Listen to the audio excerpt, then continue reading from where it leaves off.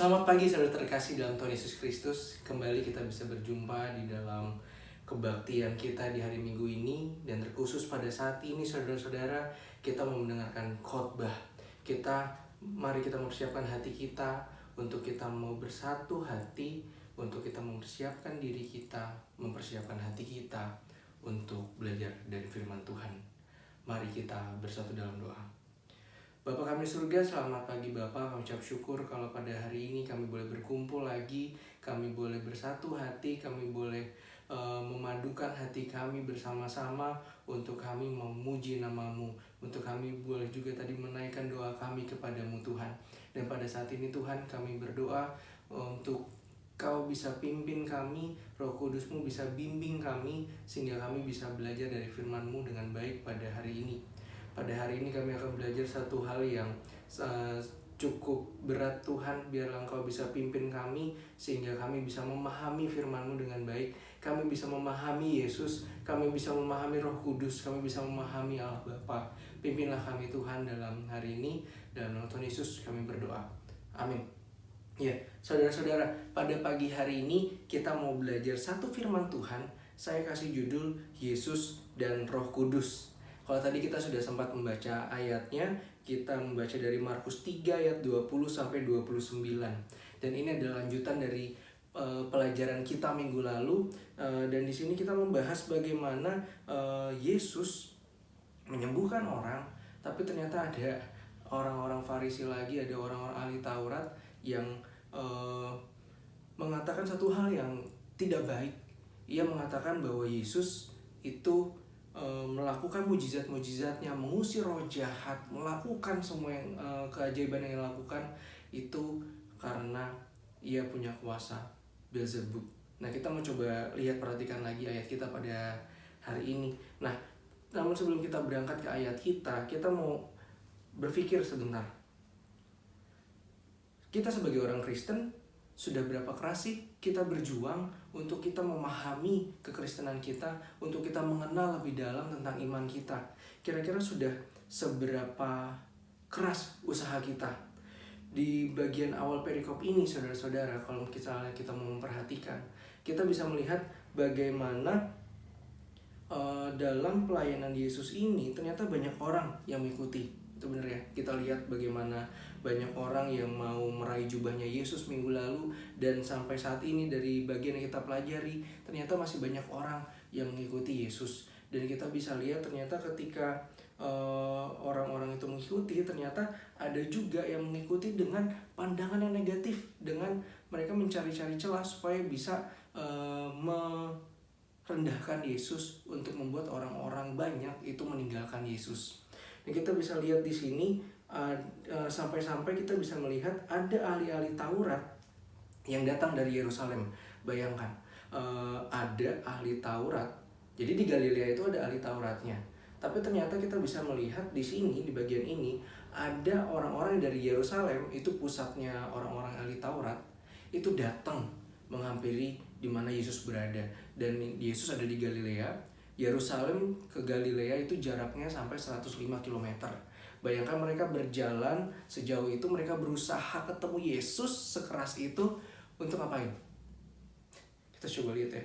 Ternyata mereka jalan sejauh itu hanya untuk menghujat Yesus doang, untuk ngata-ngatain Yesus, untuk merendahkan Yesus. Dan kita lihat bagaimana usaha yang dilakukan manusia karena posisi nyamannya terancam, sehingga ia rela jalan jauh-jauh menemui Yesus untuk bisa merendahkan Yesus. Perhatikan di situ. Ini orang mau merendahin Yesus aja kayak gitu, yang karena kenyamanannya terancam sampai rela berjalan sejauh itu. Kalau kita bagaimana? Apakah kita yang bahkan harusnya udah merasakan kenyamanan hidup bersama Tuhan, merasakan pemeliharaan dari Tuhan, merasakan pengharapan yang diberikan oleh Tuhan. Ketika kita sudah punya itu semua, kita punya pengharapan, kita dipelihara oleh Tuhan, dan kemudian kita sudah merasakan kasihnya Tuhan di dalam Yesus, sudah seberapa keras usaha kita untuk memperdalam iman kita? Sudah sedalam apa kira-kira? Nah, di sini kita mau belajar bagaimana kita sebagai orang Kristen, ketika kita sudah mengenal Yesus, ketika kita sudah tahu bahwa Yesus menyelamatkan kita, nggak cukup iman kita berhenti sampai situ. Kita harus belajar dan lebih dalam lagi tentang Yesus. Kenapa Yesus mau turun sebagai manusia? Kenapa kita mempercayai adanya Allah yang Tritunggal?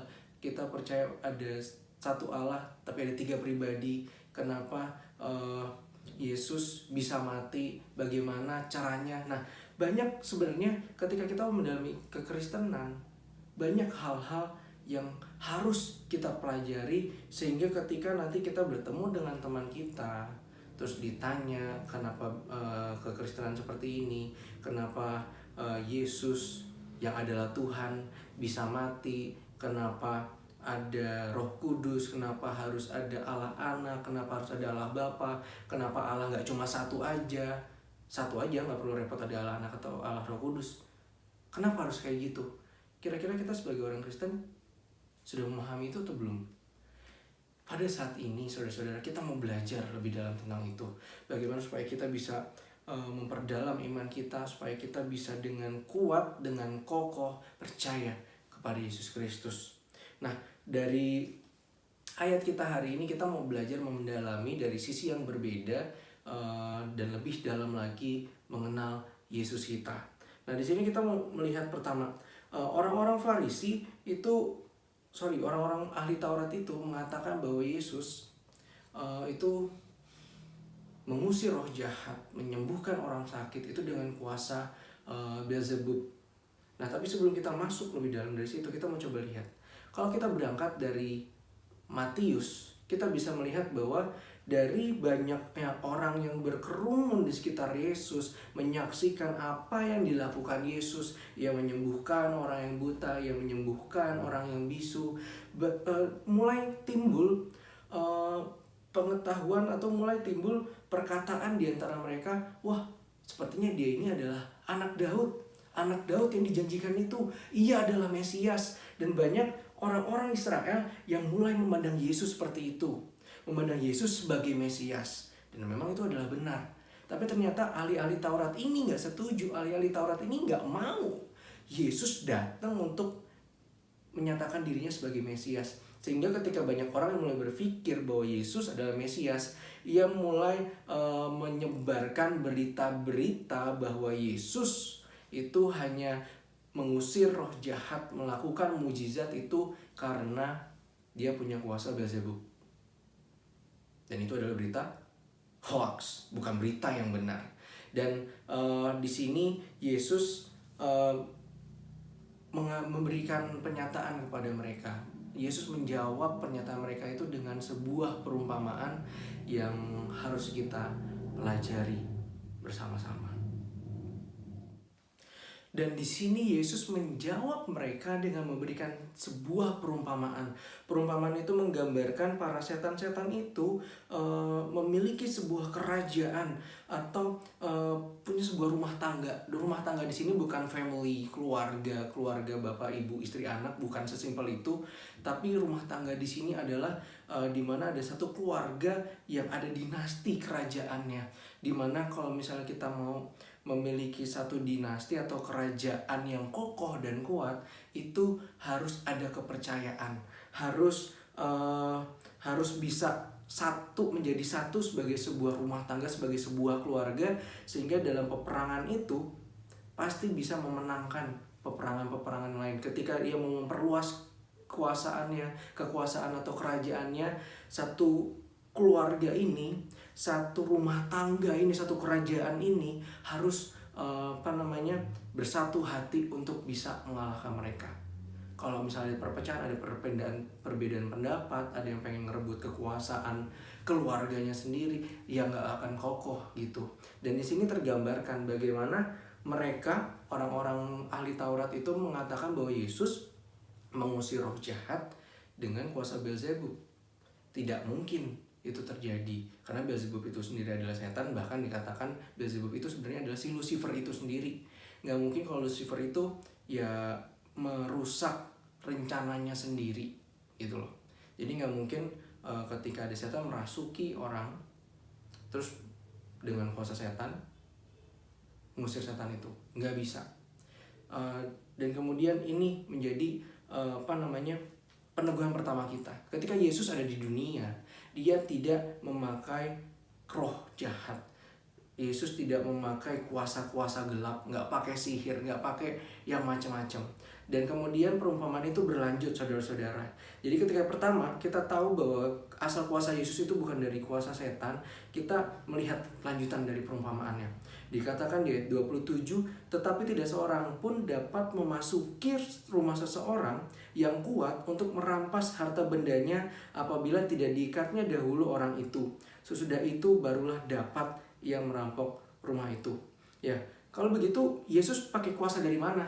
Nah, dari perumpamaan ini dikatakan bahwa ketika ada satu keluarga yang kuat, tadi bilangnya kayak gitu ya, bagaimana caranya bisa merobohkan rumah itu, bisa merobohkan keluarga itu. Di sini dikatakan adalah caranya adalah dengan ia mengikat dahulu orang kuat itu, maksudnya kepala keluarganya. Dan gimana caranya seseorang yang mau terobos masuk ke dalam rumah seseorang, mau merampas hartanya dari orang kuat itu, gimana caranya? Caranya adalah dengan kalahkan dulu orang kuatnya itu, si kepalanya itu. Dan bagaimana caranya kita bisa mengalahkan si kepala keluarganya ini? Bagaimana kita bisa mengalahkan si orang kuat ini? Caranya satu, kita harus jadi orang yang lebih kuat dari dia. Dan itu yang disampaikan oleh Yesus. Dan yang mau disampaikan Yesus di sini adalah ketika ia melakukan mukjizat, ketika ia melakukan penyembuhan, ketika ia mengusir roh jahat, kuasa apa yang dipakai? Kuasa yang lebih kuat daripada kuasa setan. Itu adalah artinya kuasa Roh Kudus. Nah, ketika kita sampai ke tahap ini, ketika kita di sini kita mau belajar bersama-sama kekuatan Roh Kudus. Kenapa Yesus perlu Roh Kudus? Bukankah Yesus adalah Tuhan? Nah, di sini akan timbul lagi pertanyaan yang harus kita jawab, yang harus kita mengerti bersama-sama. Pasti banyak dari kita yang berpikir bahwa Yesus bisa melakukan mukjizat karena ia adalah Tuhan. Benar seperti itu? Iya, pasti kita sering muncul pertanyaan, berpikir seperti itu. Namun sebelum itu ada satu pertanyaan. Apakah Yesus itu Tuhan atau manusia? Kalau misalnya saya tanya seperti itu, gambaran apa yang muncul dalam benak Bapak Ibu semua? Apakah berarti Yesus itu setengah Tuhan, setengah manusia, seperti Hercules? Atau seperti ini, gelas diisi air, terus diisi minyak, satu gelas, tapi ada dua zat yang tidak bisa bercampur sama sekali. Apakah seperti itu? Atau misalnya ada warna biru, ada warna kuning, dicampur, terus kemudian menjadi warna hijau. Apakah Yesus seperti itu? Nah, kita di sini mau belajar bersama-sama.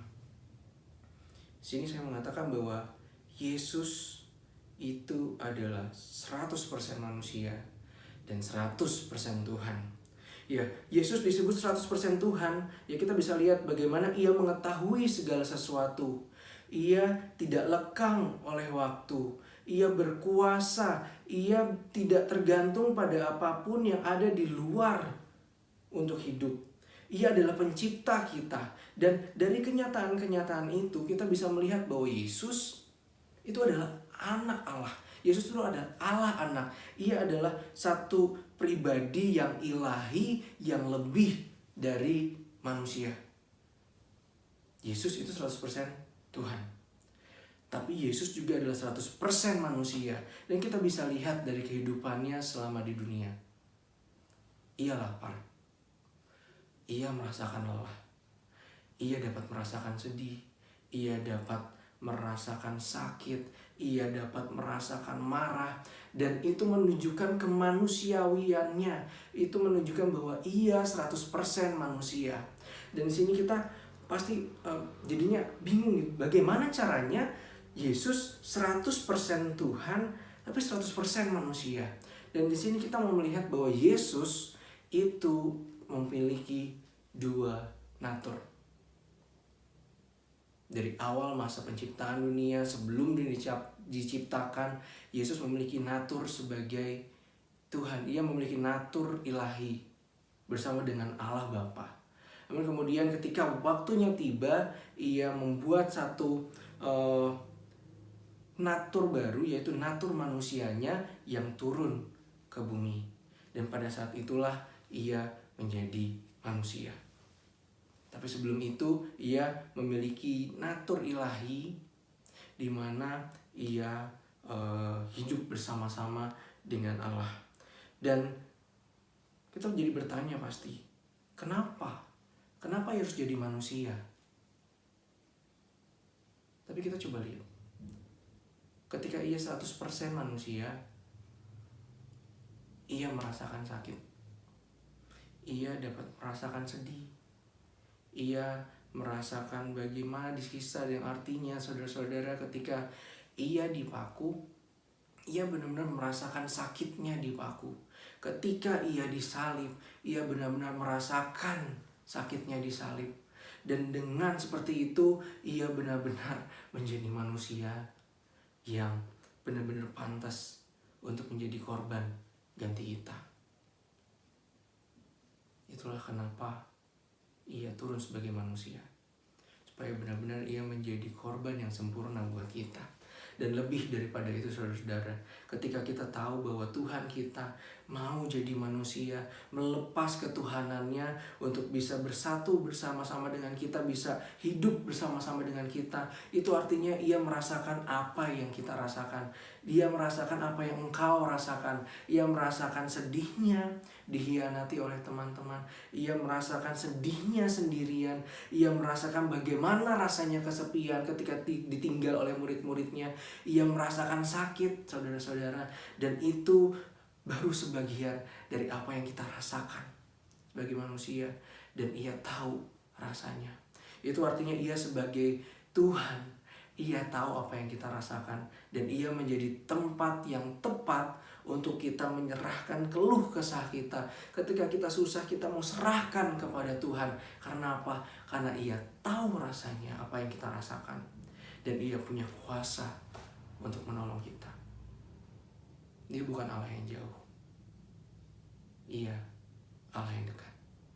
Dan ketika ia menjadi manusia, dalam naturnya sebagai manusia, ia menjadi terbatas. Berbeda ketika ia dalam natur ilahinya.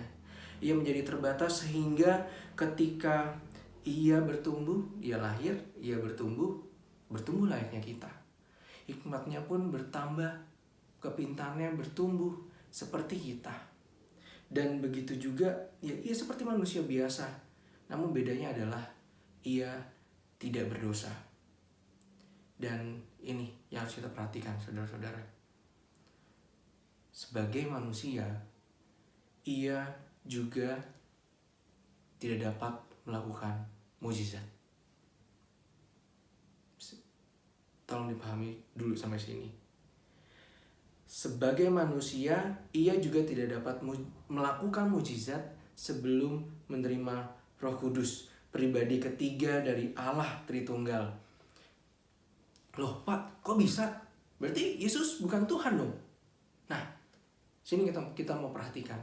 Jadi Yesus itu adalah Tuhan. Yesus memiliki natur ilahi dan ia juga memiliki natur manusia ketika ia turun ke dunia. Dan ketika ia turun ke dunia sebagai manusia, supaya ia benar-benar bisa menjadi manusia, menjadi korban benar-benar yang pantas bagi manusia, ia harus menjalani hidupnya sebagai manusia biasa. Ia lahir dengan cara yang ajaib, tapi ketika ia bertumbuh seperti layaknya manusia. Dan kemudian ia juga tidak memiliki kemampuan untuk bisa melakukan mukjizat. Dan itulah makanya ketika ia dibaptis, turun Roh Kudus, dan kemudian pada saat itulah ia memiliki kuasa untuk bisa melakukan mukjizat. Tapi itu bukan berarti bahwa ia 100% manusia dan tidak punya keilahian. Bukan. Tapi ia punya natur ilahi. Namun ketika ia turun menjadi manusia, ia melepas keilahiannya itu. ia merendahkan dirinya sebagai manusia, sehingga ia baru bisa melakukan mukjizat itu ketika ia menerima Roh Kudus. Dan kita bisa melihat catatannya di dalam Yohanes. Di dalam Yohanes pasal yang kedua kita bisa melihat bahwa ia pertama kali melakukan mukjizat itu ketika ia mengubah air menjadi anggur di Kapernaum. Dan itu terjadi setelah Yesus dibaptis. Dan ini menjadi satu kenyataan yang sangat bagus. Ini menjadi satu kenyataan yang ini biblical, ini urutan sesuai Alkitab yang dikatakan bahwa Yesus baru melakukan mukjizat itu ketika setelah ia dibaptis. Ini mematahkan argumen-argumen dari saudara-saudara kita yang mengatakan bahwa Yesus itu bisa melakukan mukjizat ketika ia masih kecil, yang membuat burung dari tanah liat kemudian dihembuskan dan kemudian burungnya hidup. Ayat ini menepis hal itu. Dan ini menyatakan bahwa Yesus itu benar-benar menjalani hidupnya sebagai manusia biasa supaya ia layak menjadi korban bagi kita. Dan dari sini kita melihat bahwa dengan kuasa Roh Kudus ia melakukan semua hal di dunia ini, dalam penyembuhannya, dalam pengusiran roh jahatnya, itu ia lakukan dengan kuasa Roh Kudus. Dan di sini kita bisa melihat ketika kita sekarang mengetahui bahwa anugerah yang Yesus berikan kepada orang-orang ketika ia menyembuhkan orang sakit, ketika ia mengusir roh jahat, itu adalah dalam kuasa Roh Kudus. Sehingga ketika para ahli Taurat ini mengatakan bahwa Yesus itu menyembuhkan, Yesus itu mengusir roh jahat dengan kuasa Lucifer atau kuasa roh jahat, itu artinya mereka sedang menghujat Roh Kudus. Dan dikatakan oleh Yesus di sini bahwa penghujatan terhadap Roh Kudus adalah satu dosa yang tidak dapat diampuni. Loh, kok bisa, Pak? Apakah itu berarti kalau misalnya kita berdosa kepada Yesus itu bisa diampuni? Ini menjadi sebuah pertanyaan. Kenapa menghujat Roh Kudus tidak dapat diampuni? Jadi di sini kita melihat bahwa ketika manusia berdosa menghujat Yesus, Anak Allah, itu masih ada pengampunan. Bahkan masih ada pengampunan bagi orang-orang yang menyalibkan Yesus. Dan kita tahu bahwa penyalipan itu adalah suatu hukuman yang berbentuk sebuah penghujatan yang paling parah pada saat itu. Dan ketika Yesus disalib, ketika Yesus dihujat dengan cara yang paling parah, apa yang dikatakan? Ia berdoa kepada Allah, Bapa, ampunilah mereka. Namun ketika orang menghujat Roh Kudus, mereka tidak percaya kepada Roh Kudus, dan itu artinya adalah bahwa ia menolak keberadaan Roh Kudus. Dan itu akan menghalangi mereka untuk bisa bertemu dengan Yesus. Bagaimana dengan kita sekarang? Apakah kita masih bisa diperhadapkan dengan satu dosa yang membuat kita tidak dapat diampuni? Iya, ada. Pada masa kini, kita masih dapat menghujat Roh Kudus. Yaitu dengan cara apa? Dengan melakukan dosa yang tidak dapat diampuni itu. Dan apakah itu? Dosa yang tidak dapat diampuni adalah ketika kita menolak Yesus Kristus. Ketika Roh Kudus sudah memberitahu kita macam-macam, tapi kita masih mau menolak Yesus. Ketika waktu kita di dunia habis dan kita masih menolak Yesus, itu sudah menjadi dosa yang tidak dapat diampuni. Kita sudah tidak dapat kesempatan lagi, kita sudah tidak punya kesempatan lagi untuk dapat diampuni, saudara-saudara. Jadi buat kita yang masih belum menerima Yesus sebagai juru selamat, pakai waktu yang ada ini. Gunakan waktu yang ada sekarang ini untuk memberikan hidupmu bagi Yesus. Undang Yesus masuk ke dalam hatimu. Karena ia sudah turun sebagai manusia, ia sudah rela hidup bersama-sama dengan kita, dan ia mempertahankan hidupnya tetap suci supaya apa? Supaya ia layak untuk menanggung hukuman dosamu. Dengan penuh kasih, ia mau memberikan nyawanya bagimu. Maukah engkau membuka hatimu untuk Yesus? Jika iya, sekaranglah waktunya. Dan bagi saudara-saudara yang sudah menerima Yesus sebagai juru selamat, bagaimana kita mau menjalani hidup kita? Apakah kita mau dengan setia mendengar suara Roh Kudus?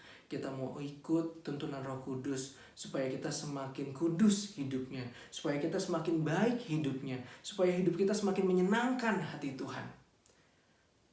Maukah seperti itu?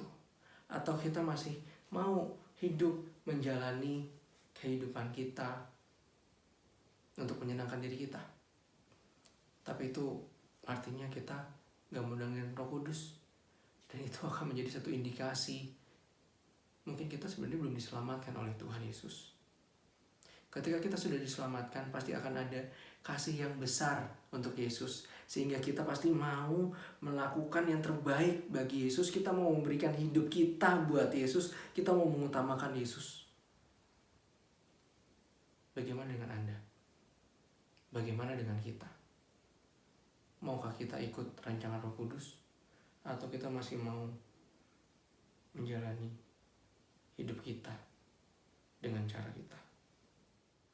Sebagai kesimpulan, yang pertama, kita harus yakin dan percaya bahwa Yesus Kristus adalah 100% manusia dan 100% Tuhan. Ia memiliki satu natur ilahi yang sangat luar biasa, tapi ia mau merendahkan dirinya, ia mau turun, mengosongkan dirinya sebagai manusia, menjadi korban yang sempurna bagi kita. Dan kemudian bahwa Yesus itu memakai kuasa Roh Kudus, bukan kuasa setan. Ia mengandalkan Tuhan dalam jalani hidupnya dan pelayanannya. Dan kemudian yang ketiga, Roh Kudus itu membawa kita kepada Yesus. Sehingga kalau kita menolak Roh Kudus, kita pasti tidak akan pernah sampai kepada Yesus. Kita tidak akan pernah sampai pada keselamatan kita. Dan ketika kita sudah terima Yesus sebagai juru selamat, Roh Kudus akan membimbing kita untuk hidup semakin layak di hadapan Yesus. Mari kita berdoa. Bapa kami di surga, pada saat ini Tuhan, kami mohon bimbingan-Mu, supaya kami Bapa bisa benar-benar memahami apa yang telah kami pelajari. Supaya apa yang telah kami pelajari ini bisa mendukung keimanan kami, bisa meneguhkan iman kami, sehingga kami tidak tergoyahkan oleh badai dunia.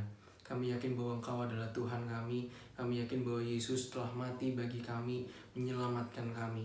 Pimpinlah kami Tuhan, supaya kami benar-benar bisa hidup bersama dengan Roh Kudus. Kami bisa benar-benar mendengar suara Roh Kudus. Kami bisa hidup sesuai dengan tuntunan Roh Kudus Tuhan.